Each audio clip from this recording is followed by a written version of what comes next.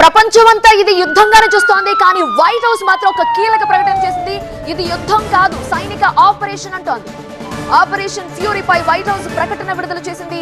Iran తో జరుగుతున్నది యుద్ధం కాదు, సైనిక ఆపరేషన్ అంటూ స్టేట్మెంట్ ఇచ్చింది. ఇరాన్ లో ఉగ్రవాద పాలనను అంతం చేస్తామని, ఇరాన్ క్షిపణులు, నావికా దళాలను నాశనం చేయటమే లక్ష్యమని వైట్ హౌస్ ప్రకటించింది. ఇరాన్ దగ్గర అణ్వాయుధాలు లేకుండా చూస్తామని స్పష్టం చేసింది.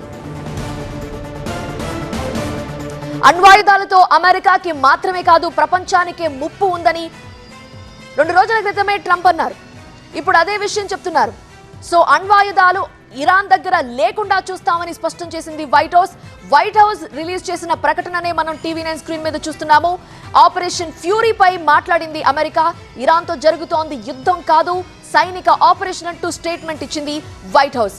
ఇరాన్ లో ఉగ్రవాద పాలనని అంతం చేస్తామని, ఇరాన్ క్షిపణులు, నావికా దళాలను నాశనం చేయటమే లక్ష్యమని తెలిపింది వైట్ హౌస్. ఇరాన్ దగ్గర అణ్వాయుధాలు లేకుండా చూస్తామని కూడా స్పష్టం చేసింది అమెరికా. మరోవైపు ఇరాన్ పై ఇప్పటికే ముప్పేట దాడికి దిగుతున్నాయి అమెరికా, ఇజ్రాయెల్ సేనలు. తాజాగా ఎయిర్ డిఫెన్స్ సిస్టమ్ పై మిజైల్ దాడులు చేసింది ఇజ్రాయెల్. ఎయిర్ డిఫెన్స్ ధ్వంసమైన దృశ్యాలే మనం చూస్తున్నాము.